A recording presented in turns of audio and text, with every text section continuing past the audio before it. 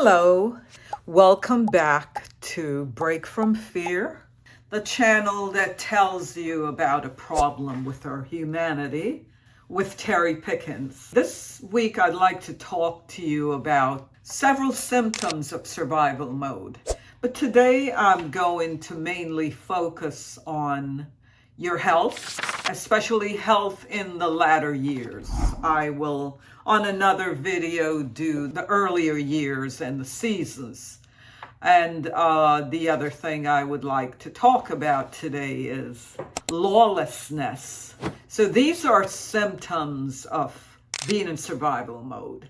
As a reminder, you may wonder, where is the information coming from? 20 years ago, messing with the universe, I got a download, and everything that I say can be tested and proved. Even for yourselves, when you listen to the channel, try to relate it to your own world so you have a better understanding of what's going on. So just to recap, we humans fail to protect children from their fears. And why is that significant? Well, when children are primal, they're in their animal state, they don't have reasoning. And without reasoning, you respond to fear as kill or be killed. And you all know similar situations where people get mauled or killed by animals, including their own pets, like their dogs or even their cats, the scratching, the hurting, where they have to go to the hospital or they're killed. Now, the reason for that, your animal will never get to reasoning. They're primal. They'll never get to reasoning.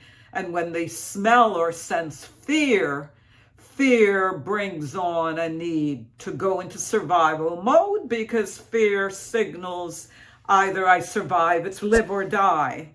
And so the animal goes to their primal self and they attack. They will never get to reasoning.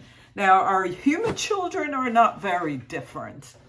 Children in the primal years are susceptible to their fears or believing their fears to be real. Yeah, some fears are real, but the child's mind can make it irrational.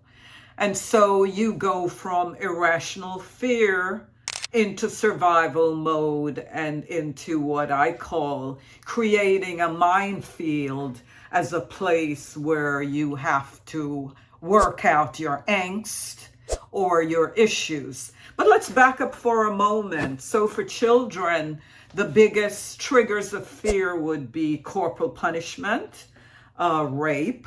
And let's stop at those two real serious ones. There are milder issues that could still bring them to fear.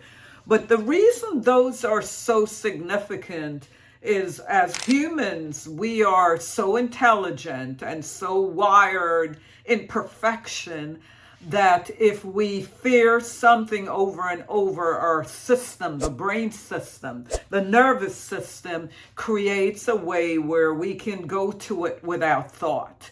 So corporal punishment, you have to admit, is ongoing. It's hard to hit a child once and then never hit them again. I'm not saying it can't happen, but in our world, it doesn't work that way. If you believe that punishment or discipline is hitting, then you're going to do it over and over. And equally, when a child is subjected to sexual abuse, it's usually ongoing. So their system become like the animal because they're primal. And what does that mean? They have to create a world or an environment where they can survive or cope. And being little children, they do not have power. So they're going to become hypervigilant. And one of the symptoms we looked at in a few other videos is the result could be autism. Everything within their persona has to change to accommodate that beating when it's coming, or in sexual abuse when the individual does the act. It's this process of the child experiencing that fear over and over and over that when they see other things in their surrounding that make them fearful, they can even, their mind becomes irrational. And all irrational means it's no longer a belt hitting them or someone raping. Just the thought of a danger of anything can bring them to a fear that may not necessarily be rational. So the more frequently they go into that mode or that state, then the amygdala triggers and their fight-flight system in the sympathetic system gets turned on and stays on. Is that a good state? No. That system of fight-flight is momentary.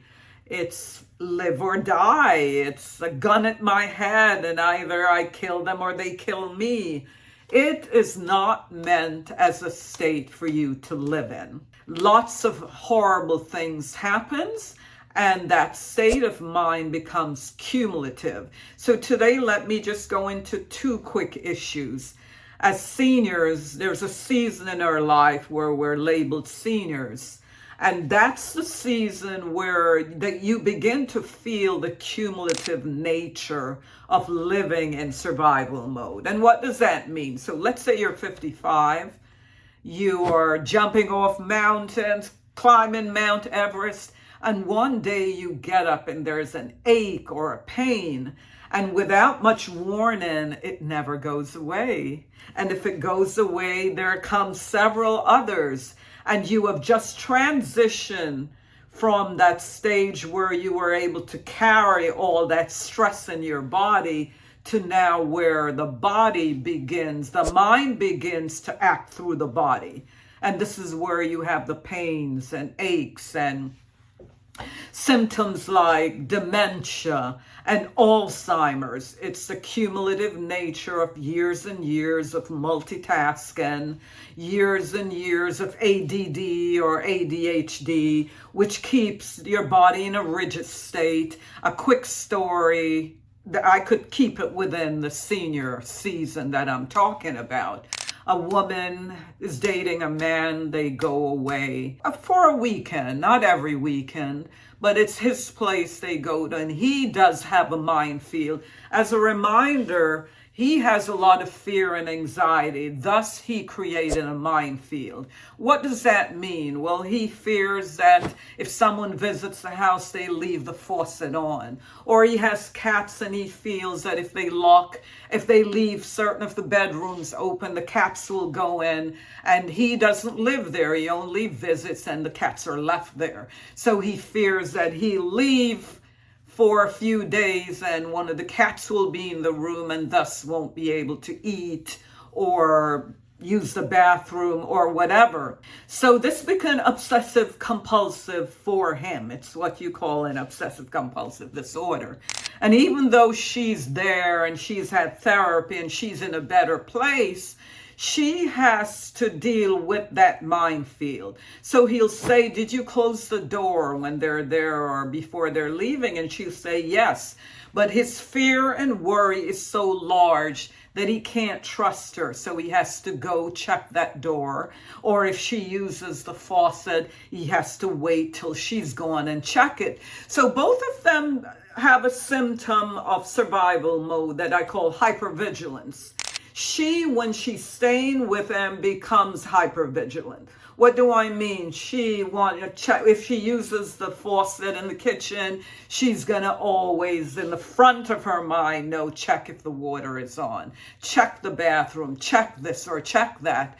And that state is not a good state to be in. It's anxiety. The body's held rigid. Arthritis comes from that. All other kinds of strange diseases that we see in the 21st century comes from holding your body in that state of hypervigilance, and then one day you're a senior and there's no grace. It all comes tumbling out. Let me also remind you that he's in a state of hypervigilance for his own reasons, the fear. They leave and he goes, did I close the garage? And she'll say yes, because she did see him close it. 500 feet away, He'll turn around and come back. And as I just mentioned, he doesn't trust her. He has to see for himself.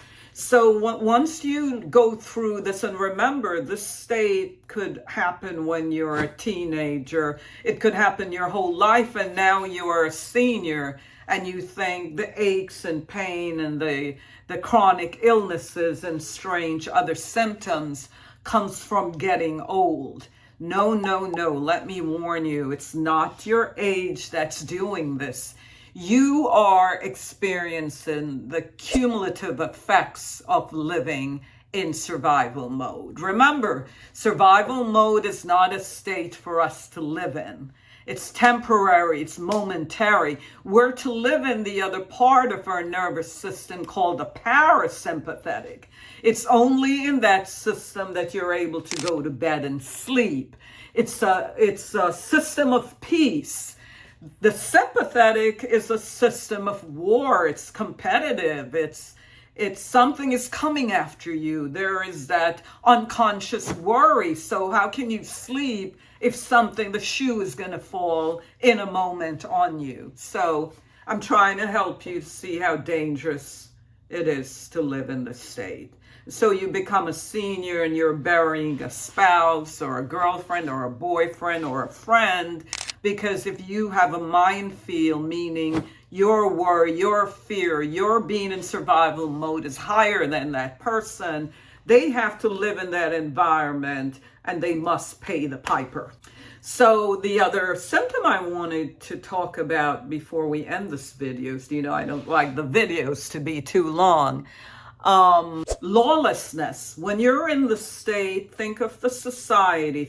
If you're in survival mode, you're going to raise your kids in survival mode. If it's not, as humans, we're supposed to cooperate, but it's more competitive when you're in survival mode. So you want your kids, they're always competing. They're probably taking 4 or 5 sports and they have their academics. It's exhausting. You're killing your kids and you don't realize it. What they need is to be kids. But it's hard for them because you're going on the societal norm. And remember, the society is in survival mode where they have to compete for everything. And so they're overwhelmed by the time they get to middle school, if at all. Thus comes the other survival mode symptom, depression, blah, blah, blah. So the lawlessness, as we see in society, where you have a sign, do not enter, and someone just goes in.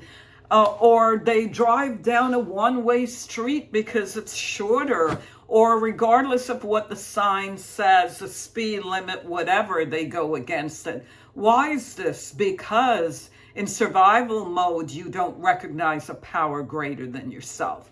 Even those of you who call yourself Christians, you do the ritual of the church and the religion, but you don't carry through the commandments. Or you don't recognize God as that power greater than yourself, because if you did, you would follow the commandments.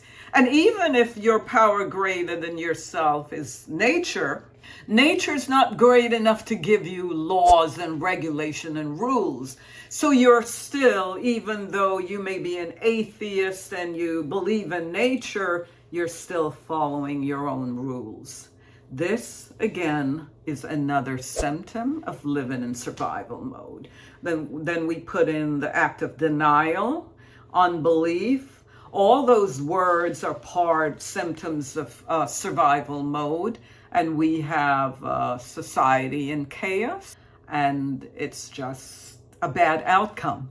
I'm going to stop here and ask you to please remember to subscribe, to like the channel, to write me if you'd like to know more about your season. The next video, I look at the other seasons of our lives, from childhood to middle age to the teenage. These are all seasons of life, and you can only treat or apply to people when they're in their season. I did the senior season this time, but I will touch on the others next time, and I'll give you more symptoms of living in survival mode. Hope you enjoyed it, and I will see you next time. Bye for now.